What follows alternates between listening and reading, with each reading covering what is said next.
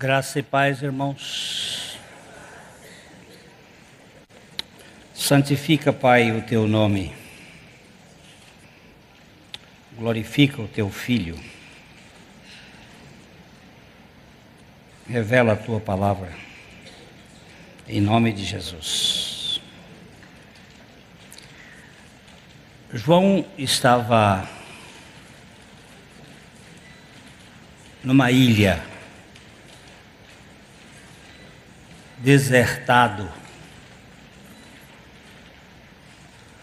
O nome da ilha era Patmos.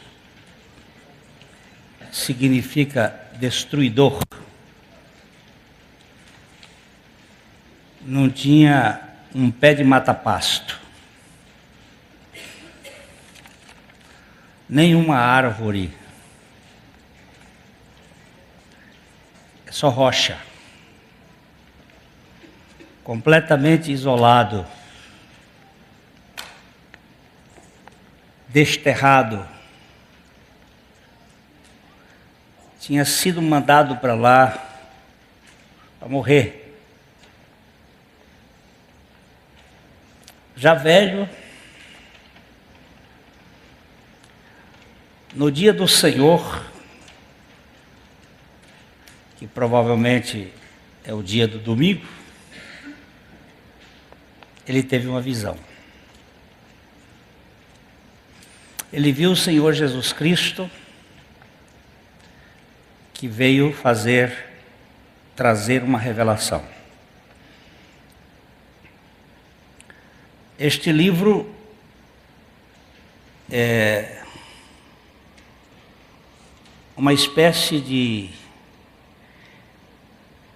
sinopse da história. Ele é um condensado do que Deus queria dizer à sua igreja, o seu povo, para os últimos tempos. O nome Apocalipse significa revelação, uma coisa que estava oculta e que foi manifesta. Não é revelação de João, é revelação de Jesus Cristo. Apocalipse não é um livro de João, é um livro de Jesus Cristo. Ele começa dizendo Apocalipse, revelação de Jesus Cristo. E neste livro nós temos uma revelação das coisas que foram, das coisas que são e das coisas que hão de vir. Essa é a síntese do livro. As que foram, as que são e as que hão de vir. E neste livro ele o Senhor Jesus apanha 7 igrejas para trazer através destas igrejas a linha histórica da igreja. Nós temos a Nova Jerusalém, que vai aparecer lá no capítulo 21, como a noiva do Cordeiro. A noiva do Cordeiro é composta de todos os salvos, desde Abel até o último do milênio. Nós temos 5 eras na igreja, na história do povo de Deus. Quando se fala igreja no seu sentido de assembleia, aí nós temos não só a igreja a partir de Jesus, mas a assembleia de todos os santos, de todos os tempos, de Abel até o dilúvio, Nós temos o chamado período antediluviano, onde Deus salvou muita gente. Depois nós temos dos patriarcas até Jesus, o segundo período. Depois nós temos o terceiro período de Jesus, do Pentecostes, até a plenitude dos gentios. Quando se cumprir a plenitude dos gentios, o cronômetro de Deus vai tratar com Israel, que é o que está faltando, a 70ª semana. Aí nós vamos ter um período da grande tribulação, onde Deus vai salvar muita gente. E posteriormente, o Senhor Jesus estabelece o seu reino milenar aqui na terra. Satanás será preso por 1000 anos. E muitas pessoas vão ser convertidas neste período. Muitas pessoas também vão se perder. E aí então chegará o fim, Satanás será preso, jogado no lago de fogo com a morte, aí virá a Nova Jerusalém, o reino eterno, a noiva do Cordeiro. Isto é o que descreve o livro do Apocalipse, mostrando toda a evolução da obra de Deus para o seu povo. Isto que eu creio, como está escrito. E ele toma 7 igrejas, que são igrejas importantes dentro da revelação. Nós já vimos aqui a primeira igreja, que foi Éfeso. O retorno às primeiras obras e ao primeiro amor.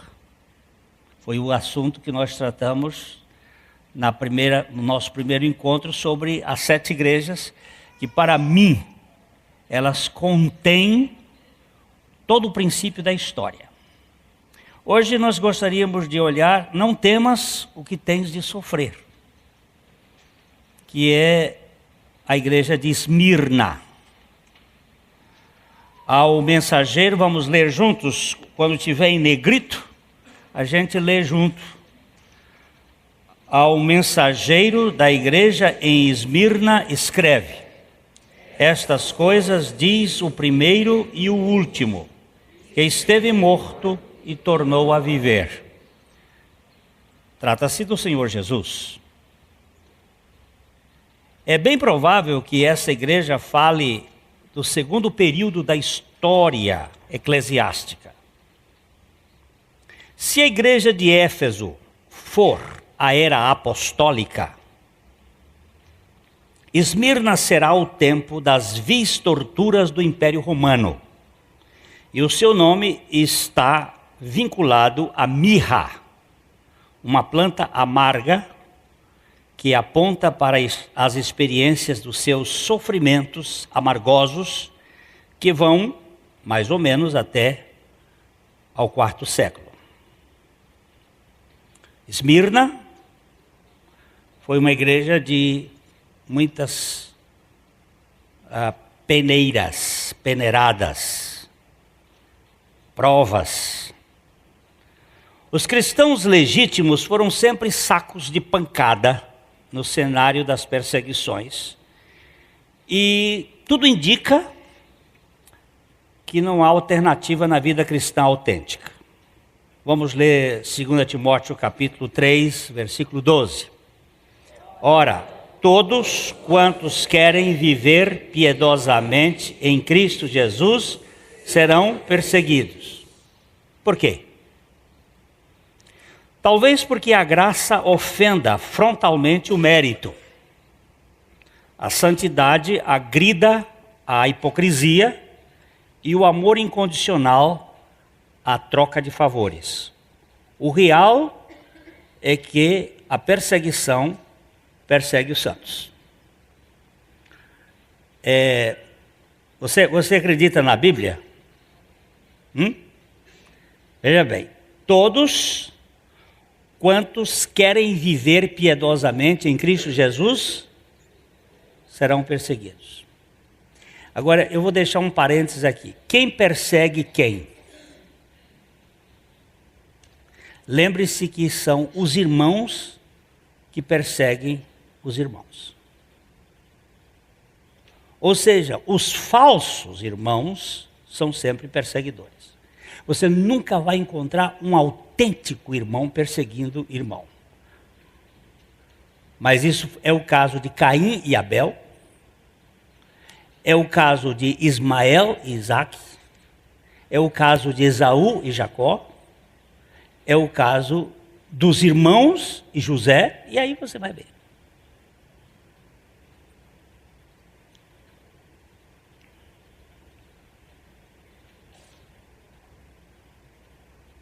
As brigas mais ferozes são dentro de família.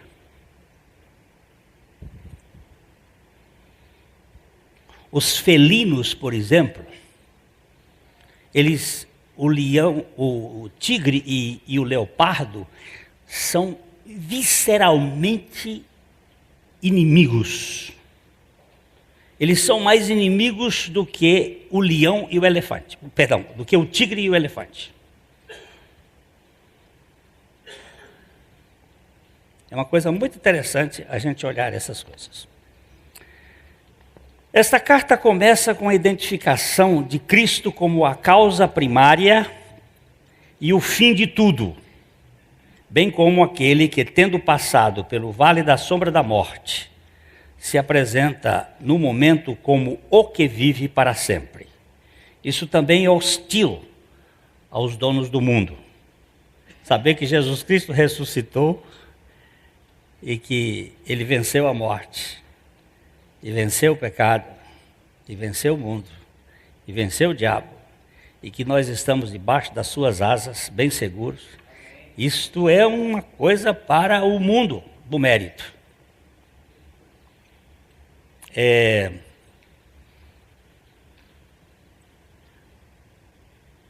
Alberto Pike, um dos pais do pensamento filosófico do sistema iluminista do mundo, ele diz assim: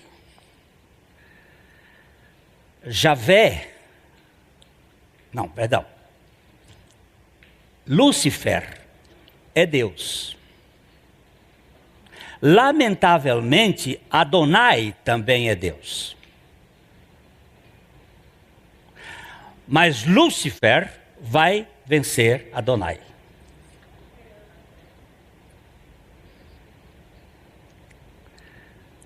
Lúcifer é Deus. Lamentavelmente, Adonai também é Deus. Mas Lúcifer vai vencer Adonai. E é isso que nós vemos hoje. Por exemplo, em Brasília, construiu-se um templo a Mané Garrincha. Esse é o chamado templo do humanismo. Adoração ao homem através da bola. Um dos cultos hoje é o culto do esporte, mantendo as pessoas longe da relação com Deus. O entretenimento, pão e circo, para manter a gente envolvido com tudo o que é periférico. O vexame em Esmirna vem daqueles que se declaram povo de Deus, mas fazem parte da vetusta conspiração da Babilônia. Vetusta, para quem não sabe, é velho, malforado, antigo. O Senhor explica o caso em Apocalipse 2:9.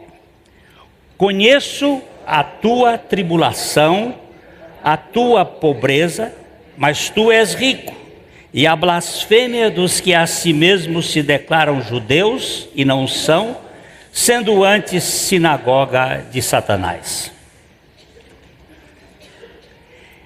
Essas tribulações decorrem do estilo de Sua Alteza o mendigo. Dessa gente pobre, mas nobre e rica de valores espirituais. Vem da inveja de Caim contra Abel.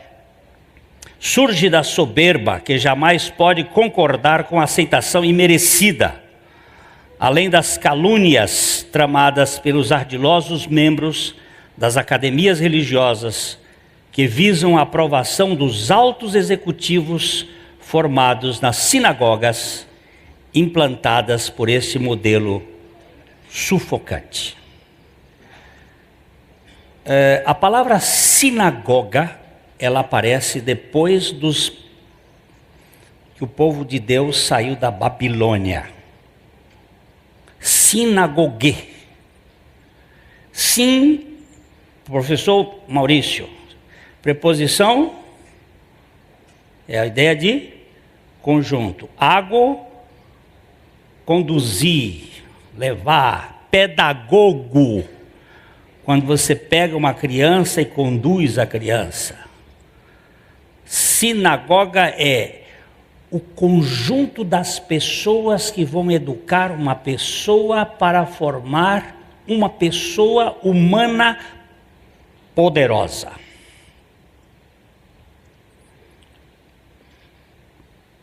Ou seja, tornar o homem como Deus, independente de Deus. Tais sinagogas foram as escolas projetadas pela religião humanista após o cativeiro do povo judeu na Babilônia. Antes desse período, não se conhecia nenhum sistema de ensino judaico tão legalista, cruel e controlador. Quanta gente tem sofrido com o peso pesado da conduta externa extraída pelas tradições, ritos, regras, usos e costumes.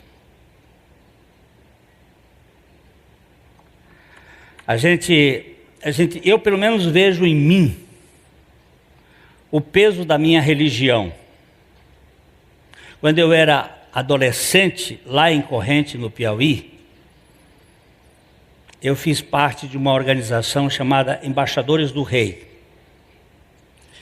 Nessa organização, que tem 3 passos, tem 3 categorias até ser embaixador-chefe, tem o mesmo modelo da maçonaria, porque foi criado dentro do mesmo sistema, em que você ganha estrelinhas, uma espécie de zodíaco de importância. Então a gente abria, por exemplo, quem sabe manusear bem a Bíblia. Hoje nem, é até covardia, porque o bicho é tudo por iPad, iPhone, não dá para fazer. Mas nós temos 66 livros da Bíblia. Aí botava um bocado de meninos de pé com a Bíblia aqui, desembainhar a espada. 1, 2. Abacuque 2, 3.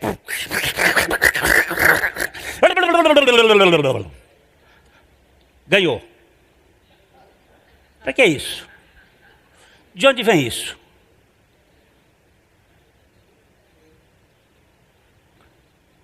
Lá em Corrente, no Piauí, eu estou falando em Corrente, no Piauí, lugar atrasado, tinha uma caderneta da escola dominical.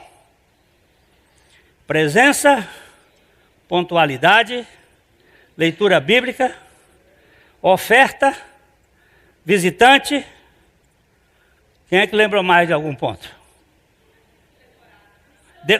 Decorar? Hein? Lição estudada. Como eu menti.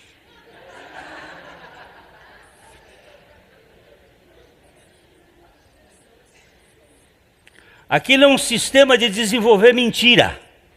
Porque eu não queria perder do outro. Eu só não podia mentir com visitante. Porque com visitante você tinha que trazer o visitante. E a oferta também não dava para mentir, você tinha que levar uns trocadinhos lá, para botar lá. De onde vem isto?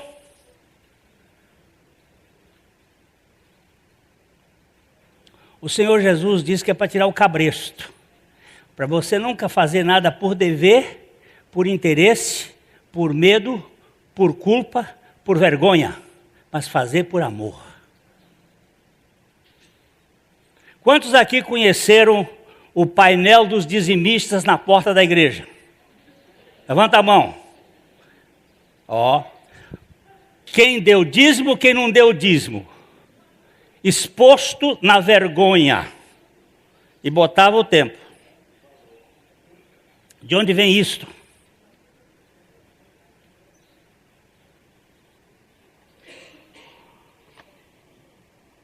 Quando tu deres a tua oferta, dizia Jesus, a tua mão esquerda não sabe o que fez a direita.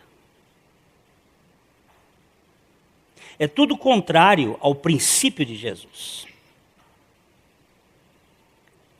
Mas isso traz controle, e traz vergonha, e traz um comportamento do dever. Isso chama-se sinagogue.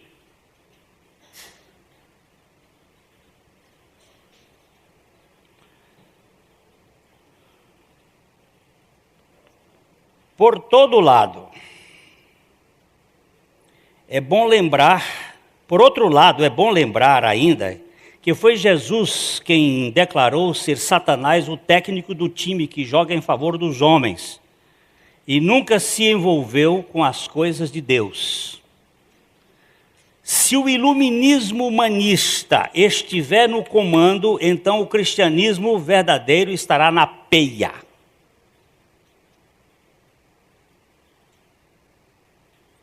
Porque o humanismo está preocupado com a conduta humana, enquanto o cristianismo está preocupado com a pessoa humana. Os maiores perseguidores da autêntica Igreja de Cristo sempre foram os falsos irmãos que se infiltram no seio da igreja como se cristãos fossem. E alguns dos maiores crimes contra a humanidade foram executados pela falsa igreja. Acredito que um cristão genuíno possa até se defender em certas circunstâncias. Nunca caçar ou perseguir alguém. Concordam ou não? Amém. Você já viu um cristão perseguidor? Já viu? Um cristão perseguidor? Muito bem. Se é perseguidor, não é cristão. Bem-aventurados os perseguidos.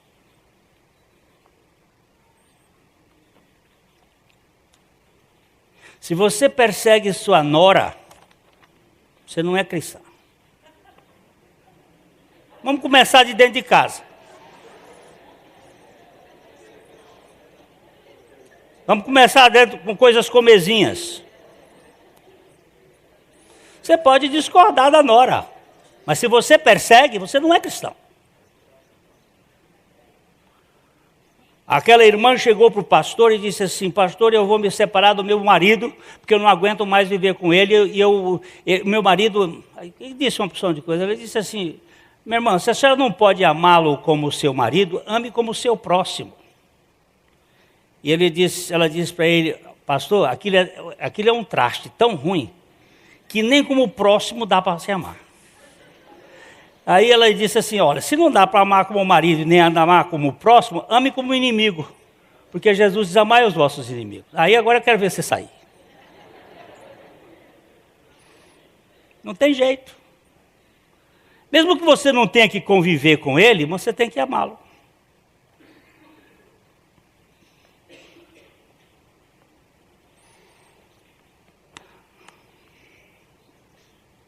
Os maiores perseguidores da autêntica Igreja de Cristo sempre foram os falsos irmãos, já li? O cristianismo não é humanista. O humanismo se baseia no homem como a medida de todas as coisas. propala a centralidade do ser humano e a sua glorificação na base rígida da meritocracia. O cristianismo, embora seja essencialmente humano, nunca haja com desumanidade. O seu eixo é o amor incondicional de Abba em favor dos indignos. Vamos pensar na mulher adúltera.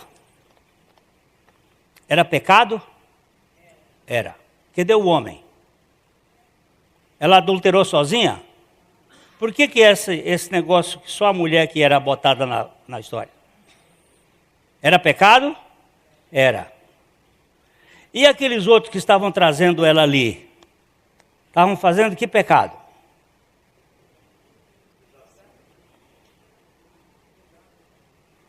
Injuriando.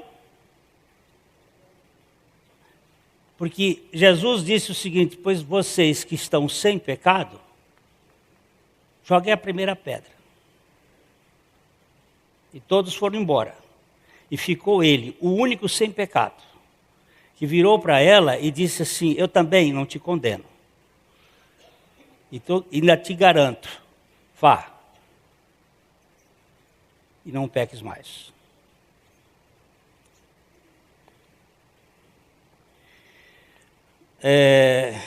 Isto é uma afronta ao valor, quer dizer, você agir em favor dos indignos, isso é uma afronta ao valor do desempenho do sujeito.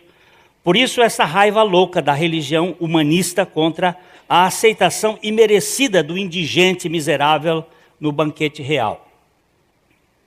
A turma que quer ter o controle não suporta os mendigos transitando no palácio do rei. Mas ele não tem dignidade. Mas o digno aceitou ele. Durante o período da igreja de Esmirna, os cristãos foram açoitados com as mais cruéis perseguições. Foi a essa igreja que o Senhor sussurrou criteriosamente em Apocalipse 2:10. Não temas as coisas que tens de sofrer. Eis que o diabo está para lançar em prisão alguns dentre vós, porém, para ser dispostos à prova, e tereis tribulações de 10 dias. Sê fiel até a morte, e dar-te-ei a coroa da vida. Está claro no texto que o diabo é o mentor das tribulações, mas os executores foram os Césares. Kaiser, no grego, significa senhor. Este título para os cristãos era exclusivo de Deus e o único ser humano que poderia recebê-lo seria Jesus Cristo, pois tendo passado pela morte na cruz, encontrava-se agora ressuscitado em uma dimensão além da terceira. O único Kaiser, o único César, o único Senhor para os cristãos é Cristo, que morreu e ressuscitou para ser Senhor de todos. Eles muitos foram mortos naquelas arenas. Eles diziam assim: diga que César Augusto não era o caso, que Nero César é o Kaiser. Eles diziam: Nero César é o imperador, o Kaiser é Jesus. Não, diga que César é o Kaiser. Eles diziam: o Kaiser é Jesus. Aí eles soltavam os leões em cima dele, o leão matava, e eles eram mortos, mas eles não diziam que Nero era César. Nero era o imperador, Jesus é o Kaiser. Vocês se lembram que o Hitler pôs esse nome, o Führer, o Kaiser. Isso faz parte do projeto humanista do anticristo, que quer um líder mundial. O culto humanista, ou o plano da serpente, propõe divinizar o ser humano em geral e, em especial, o governante mundial. César, nesse caso, é visto como Deus e digno de toda adoração dos seus súditos. Quem não o adorasse seria perseguido e executado. Eu não sei se vocês se lembram que Kaká, o jogador de futebol, fez um gol e levantou a camisa onde dizia Jesus Cristo é o Senhor. Se lembram? E Joseph Blatter, que faz parte dos 666 homens que governam o mundo, mandou uma comissão para proibir e punir. Nenhum jogador pode levantar qualquer camisa para declarar. Aí eles põem em geral, não pode para esse, para aquele outro. Mas o problema não é para esse, para aquele outro. O problema é contra Jesus Cristo. Eu posso até admitir Buda, mas eu não posso admitir Cristo. Porque os outros todos ficaram na morte, Jesus Cristo ressuscitou. E aí é o que faz a diferença. Por entender que o único Kaiser é Jesus, a igreja nessa época foi punida com castigos severos e encurraladas em catacumbas, vivendo escondida, enquanto se fortalecia na graça do Pai. Nesse endereço de submundo, ela teve o seu apogeu de identidade cristã. Nunca o seu odre foi tão adequado como neste contexto de torturas e tormentos. Eu considero pelos historiadores, como Eusébio e alguns outros historiadores da igreja, que este período de Esmirna foi o melhor período da história da igreja.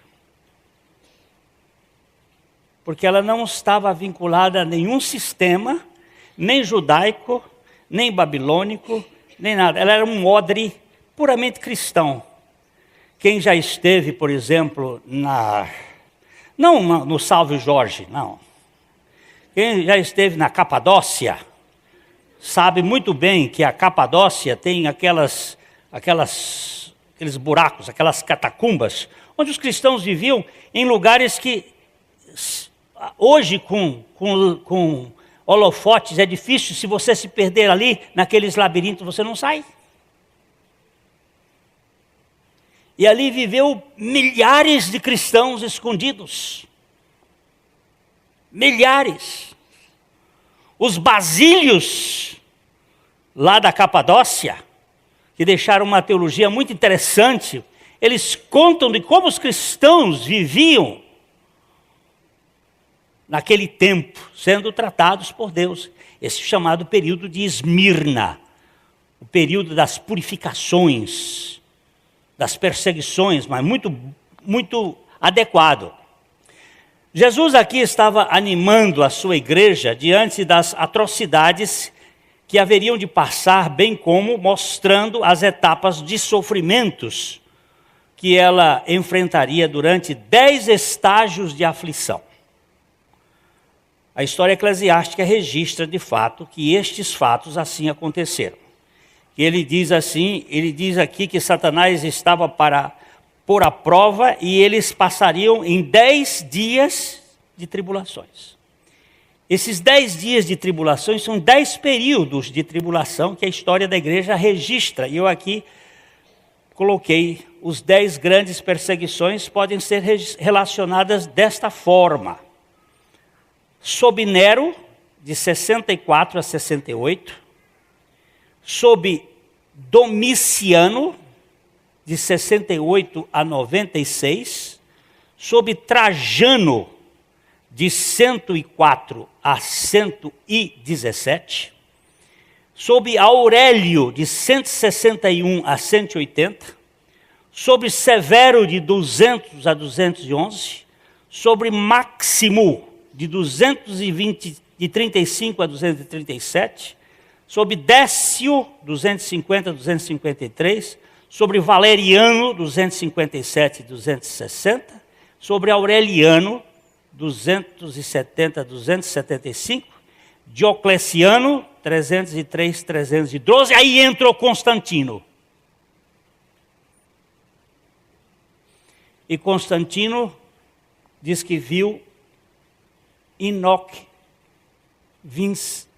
signo vincit. Sobre este signo vencerás. Era o signo da cruz. E ele então venceu, dominou, assinou um edito, tirou a igreja da clandestinidade, mas colocou a igreja debaixo das asas do babilonismo. Ela saiu da perseguição e passou a usufruir os modelos de governabilidade do mundo. E aí começou a sua perversão.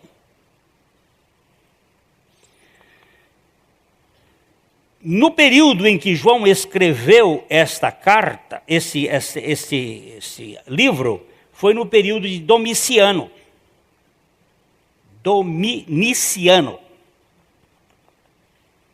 Que foi quando ele teve grandes perseguições. Foi um tempo de prova. Surgiu uma enxurrada de literatura apócrifa, gerando confusão. E, portanto, essa foi uma época importante para a confirmação do cânon bíblico e para que se lançassem os fundamentos doutrinários da suficiência de Cristo na experiência de todo aquele que viesse a crer por meio das Sagradas Escrituras. Nunca houve um período em que a igreja tenha sido tão atacada pelo humanismo como este. Vou fazer. Vede gnosticismo. Então nós temos aqui, o período foi um período importante. Olha aqui, a Bíblia, me dá uma Bíblia de papel, que domingo que vem, o domingo que eu for falar outra vez, nós vamos falar de Pérgamo. E aí vamos falar de pergaminho, que vem de Pérgamo. Essas Bíblias que nós temos de papel só começaram a existir a partir de 1496. Antes eram todas de papiro ou pergaminho. E a Bíblia, ela foi o cânon bíblico, o cânon é a medida. Ela foi definida neste período, cerca de até o fim do primeiro século, tinham sido escritos todos os livros que nós temos na Bíblia, que são os 66 livros da Bíblia. Os 39 do Velho e os 27 do Novo. E a Bíblia sofreu muitos ataques, que vocês vão encontrar hoje na televisão, nestes canais históricos da história e canais assim, os chamados livros apócrifos, ou os livros de Judas, os livros de Maria Madalena, que estão sendo colocados como competição ao Novo Testamento. Eles dizem que a Bíblia, a Igreja Católica manipulou. Isso não é mentira, porque não existia nem Igreja Católica nesse tempo. A Igreja Católica vai surgir a partir do ano 490. A gente precisa saber história, para não ficar confundindo a abóboda celeste com a abóbada celeste. Muitas pessoas não sabem de história e depois começam a dizer bobagem. A Igreja Católica não exerceu nenhuma influência na formação do cânon. E muitos gnósticos apareceram. Eu vou contar uma historinha aqui de um gnóstico, que quem conta era o pastor da igreja de Esmirna, chamado Policarpo, que eu vou citar ele aqui agora. Policarpo foi queimado vivo diante da multidão. Mas ele conta que um dia eu fiquei impressionadíssimo que isso acontecesse, porque eu não imaginava que isso pudesse acontecer, por causa dos meus próprios preconceitos. O apóstolo João e Policarpo foram a uma casa de banho em Éfeso. Eu fiquei horrorizado. Como é que o apóstolo Paulo, não, o apóstolo João foi a uma casa de banho, fazer sauna. João, o apóstolo do amor, numa casa de banho. Policarpo conta. E eles tinham entrado lá para tomar um banho, estavam lá na sauna, no banho turco, tomando banho. No meio, de repente, entrou um gnóstico. O nome dele não é Cornélio, não, é um nome parecido. Entrou o gnóstico. O que são os gnósticos? São aqueles que partem do conhecimento da árvore, do conhecimento do bem e do mal, e querem interpretar Deus com a sua própria razão. Ele entrou e João disse assim: filho, para Policarpo, vamos sair que entrou um filho do diabo neste local. E ele diz na carta dele, eles não são dos nossos, porque se eles fossem dos nossos, eles permaneceriam conosco, mas eles são o anticristo. Esse gnosticismo que tenta explicar Deus pela razão. Por isso que Paulo diz, só a profundidade das riquezas, tanto da sabedoria como do conhecimento de Deus. Quão inexplicáveis são os teus conhecimentos? Quem foi que deu a tua mente? Quem é que esteve lá? Quem foi que foi seu professor? Então, foi um período de muita perseguição. Hoje nós temos os grandes ataques que vieram posteriormente com as escolas da alta crítica contra a Bíblia. Vou devolver a sua Bíblia, porque no dia que acabar, que der o boom no mundo, ia acabar iPod, iPad e iPhone, que vai acabar um dia, vai acabar tudo isso, nós vamos ter que voltar para o papel. Não pense você que não vai... Já estão fazendo experimentos em muitos lugares. De repente, até aeroporto, chega lá, você não pode nem pegar avião. E um dia vai acabar tudo. E o dinheiro da sua conta vai sumir. Quando aparecer, você está de maré de si. Preste bem atenção no que eu estou dizendo.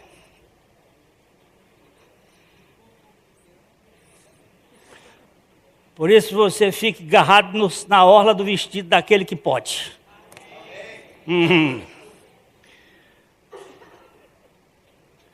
Nesta época, mas foi nesta época que o Senhor prometeu a coroa da vida a todos aqueles que fossem fiéis até a morte.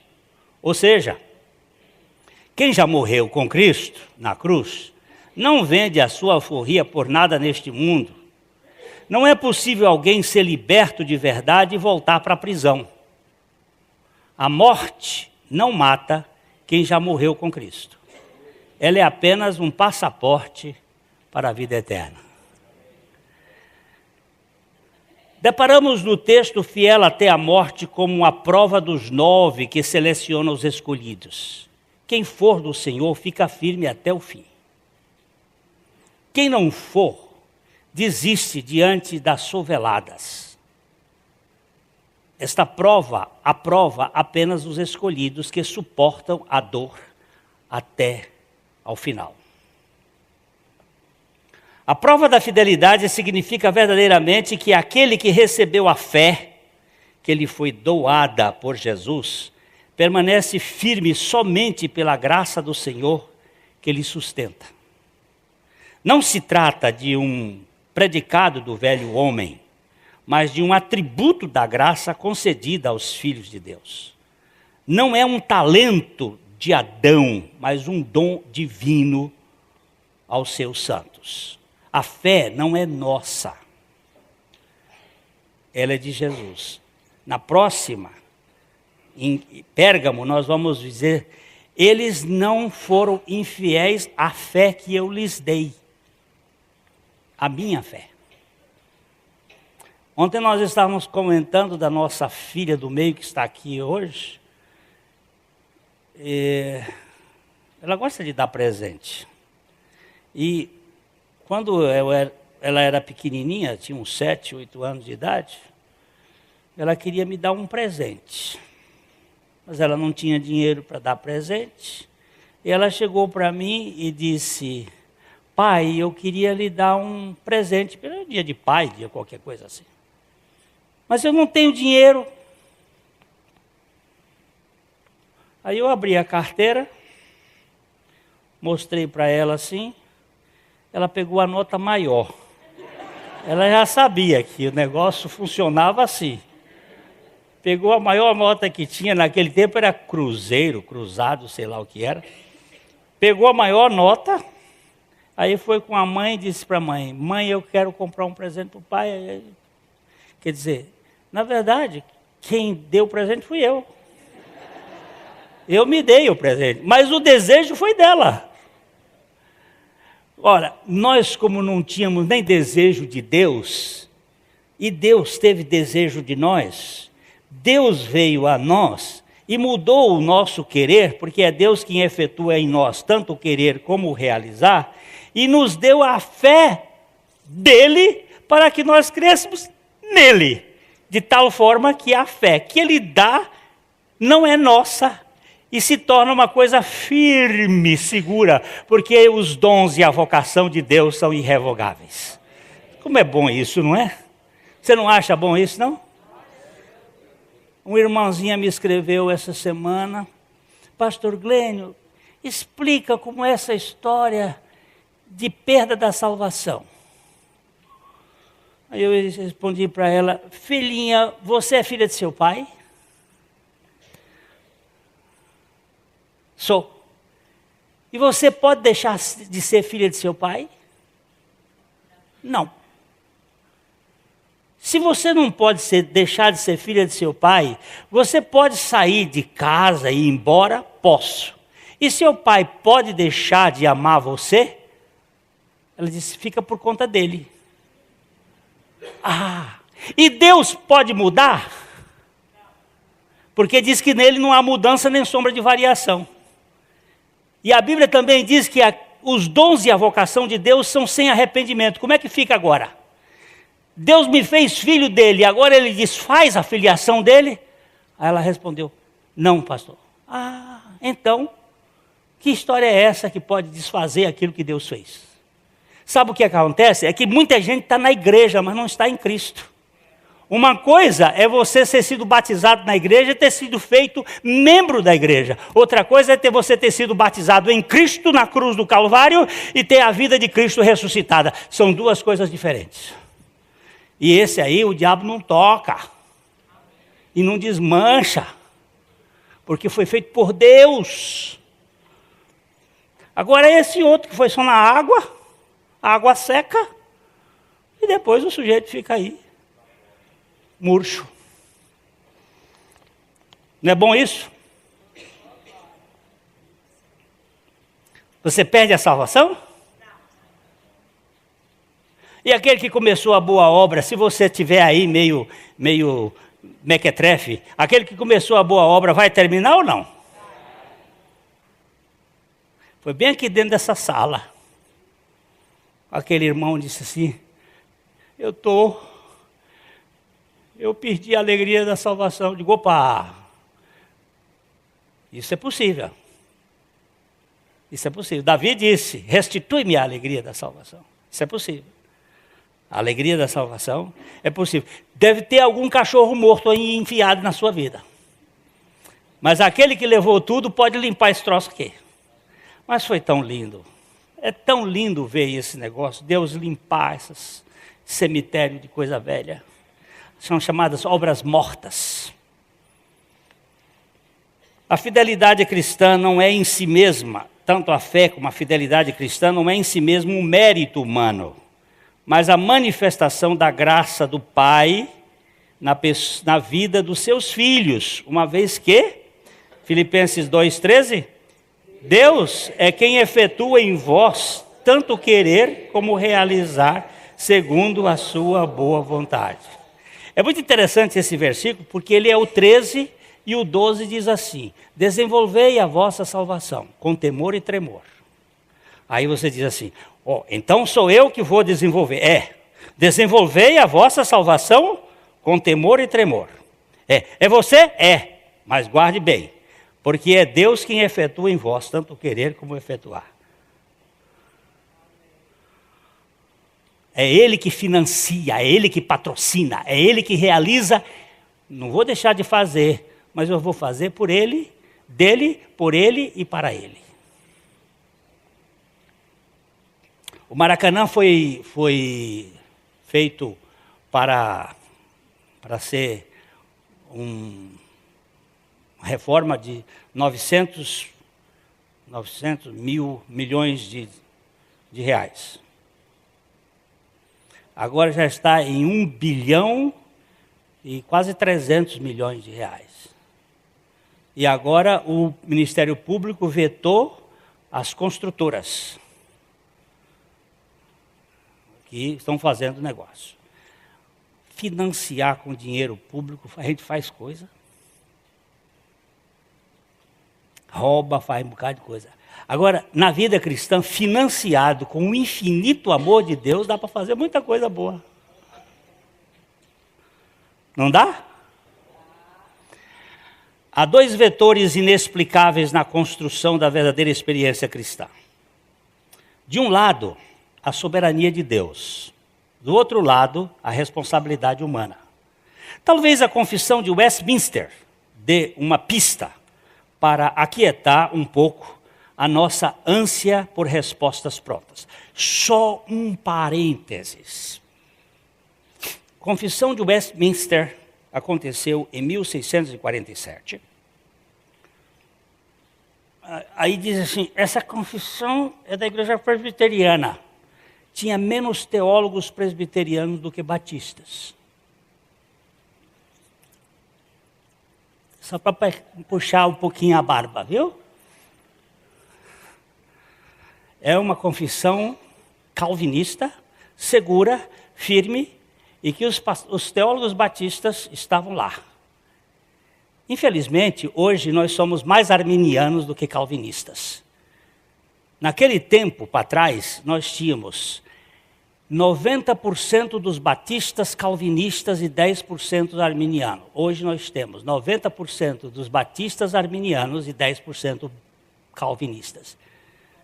É por isso que a gente recebe pancada de todo lado. Porque a turma que vem das cocheiras arminianas e chegam aqui nessa igreja, vem comendo humanismo. Quando chega aqui, que vê que é Deus fazendo do começo ao fim, o pau cai nas costas do velho aqui. E da turma que está caminhando. Mas olha, nós não vendemos a alma por nada neste mundo. Vou pro cacete igual o outro. O tal do Policarpo. Mas não vendo a minha alma, porque não vejo decisão humana como responsabilidade, a não ser financiada pela graça de Deus. Estou vendo um teólogozinho aqui, de cabeça sacudindo. Ele veio de um meio arminiano, ele sofreu e ele bateu, mas está segurando. Segura no pedaço. Tem uma turma aí, que a gente, às vezes, lá dentro do nosso conselho de pastores, a gente enfrenta as lutas. Mas enquanto tiver fôlego nessa venta, vocês podem fazer a fofoca que quiserem pelos bastidores do inferno. Mas vocês não vencem as portas da igreja de Jesus Cristo, nem que a vaca tussa. Vocês estão me escutando? Eu estou falando de coração aberto. Porque eu sei de onde vêm as coisas. Os endereços certos. Mandados. Eu queria lembrar o nome do cara, mas esqueci. Não é Cornélio. Veja a proposta. Desde a proposta de Westminster. Desde toda a eternidade, Deus, pelo muito sábio e santo conselho de sua própria vontade, ordenou livre e inalteravelmente tudo quanto acontece. Porém, de modo que nem Deus é o autor do pecado, nem violentada é a vontade da criatura, nem é tirada a liberdade ou a contingência das causas secundárias antes estabelecidas. Vamos tentar me desminchar um pouquinho mais. Desde que Deus seja a causa primária e a criatura contingente em sua volição pessoal, esteja sob os efeitos das causas secundárias, então, nem Deus em si mesmo é o autor do pecado, nem a criatura é um boneco marinete nas mãos do soberano Senhor. Eu tenho responsabilidade moral. Quem pecou foi Adão e não Deus. Mas Deus sabia que o homem ia pecar? Sabia. E por que ele criou? Porque quis? Porque ele é soberano? E desde o momento que Deus criasse qualquer coisa que fosse com vontade, estaria sujeito ao pecado. Quando a Bíblia diz assim: não diga que você é tentado por Deus, porque Deus a ninguém tenta. Cada um é tentado pela sua própria vontade, quando esta o atrai e seduz. Teve vontade? Teve. Robô tem vontade? Então, robô não pode pecar.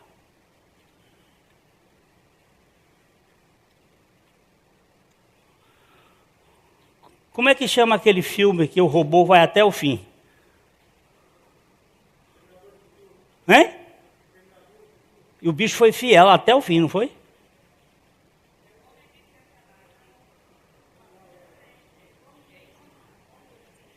O homem o quê? Ele foi fiel até o fim, não foi? Tem umas coisas que a gente acha interessante. Um robô fiel e o homem roubou a glória de Deus. Que coisa mais interessante.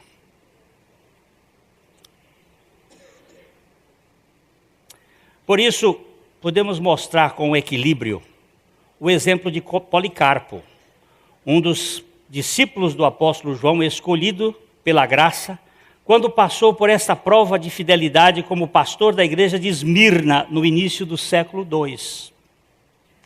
Ele foi queimado vivo em praça pública, depois de ser exortado a negar a sua fé. Mas tanto o imperativo para ser fiel, como a obediência estavam atrelados ao governo divino em sua vida. Como não fora possível desfazer o chamado eficaz, não foi infactível fazê-lo retroceder de sua convicção.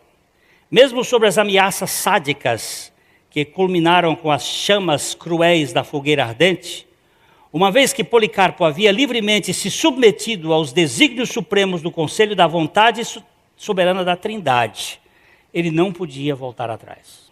Não porque não quisesse, é que a sua vontade foi conquistada pela vontade de Deus. Quando você ora o Pai Nosso, você diz assim: seja feita a tua vontade, assim no céu como é na terra. Na terra, como no céu. A comparação é aqui, não é lá. O modelo é aqui, não é lá. Assim na terra, como é no céu. Foi essa madrugada que Deus me acordou para falar isto. O modelo é a obediência do meu filho, que foi obediente até a morte, e morte de cruz. A carta termina, Apocalipse 2:11, quem tem ouvidos, ouça o que o Espírito diz às igrejas. Ao vencedor de nenhum modo sofrerá dano da segunda morte. Tem uma segunda morte, viu, querido? Onde a morte vai ser lançada com o inferno nesse lugar. O pecado, a segunda morte, que é a segunda separação, chamada separação eterna. Só para uma observaçãozinha rápida. A Bíblia fala de maior castigo. Diz que se Sodoma e Gomorra tivessem presenciado o que Cafarnaum, o que... Qual foram aquelas 3 cidades, gente? Corazim e Betsaida. Se aquelas 2 cidades tivessem presenciado o que Cafarnaum, Betsaida e Corazim presenciaram, eles há muito haviam se convertido, se arrependido. E aí Jesus autoriza a afirmar o seguinte: haverá maior castigo nos céus por estes do que por aqueles. Eu não quero entender isto, mas eu quero dizer o seguinte: um pastor, um pregador, que mente para o povo e que diz ao povo que é de um jeito que não é do jeito de Deus, ele vai ter um castigo maior. Deve ter uma fornalha no inferno que é mais quente do que as outras. Não vamos brincar com esse assunto, porque é um assunto que eu não entendo, mas está dito. Não diga o que a Bíblia não diz. Não diga paz, paz, quando não há paz. Então, o vencedor de modo nenhum sofrerá dano na segunda morte. Isso significa que para ouvir é preciso ter ouvidos, dados pelo Senhor capazes de ouvir. Sem a vivificação do Espírito, promovido pela palavra de Deus, não há vida espiritual e, consequentemente, não há a menor capacidade para o exercício da fé e do arrependimento. 17 anos, muito bonita. Cortou os 2 punhos, um aqui, outro aqui, porque o namorado deu fora. Foi levada para o hospital evangélico. Os parentes me pediram para fazer uma visita. Já há muitos anos atrás. Cheguei no hospital, entrei. O que você está fazendo aqui? Eu não quero. Eu quero morrer. Muito bem. Deus quer que você morra mesmo. A coisa que Deus mais quer é que você morra. Porque se você morrer, você não precisa passar gilete no braço. E aí, quando eu comecei a falar isso para essa menina, ela regalou os olhos assim para mim e disse: o que você quer dizer que Deus quer que eu morra? Eu digo: quer que morra, não com gilete, com cravo. E lá na cruz, Jesus colocou você no corpo dele para você morrer com ele. Porque essa morte física aqui vai lhe levar para o inferno, mas a morte com Cristo vai lhe levar para o céu. E ela olhou para mim e disse assim: como nunca me disseram isto?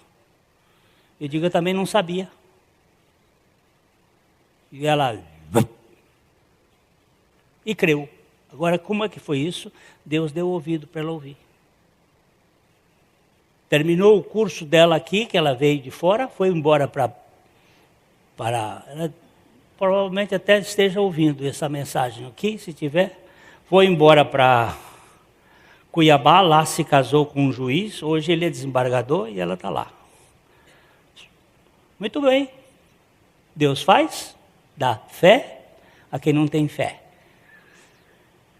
Esmirna fala da causa não causada, da origem de tudo, da finalidade para tudo. Estas coisas diz o primeiro e o último. Antes do primeiro, quem é que tinha? Antes do primeiro e depois do último? Ah, bom. Também trata da responsabilidade dos escolhidos pela maravilhosa graça. Ser fiel até a morte e dar-te-ei a coroa da vida.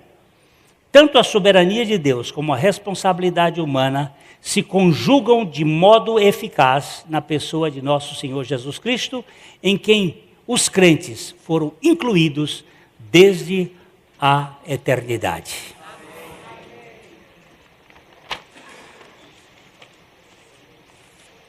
Que Deus nos dê graça a crer no que a palavra dele diz.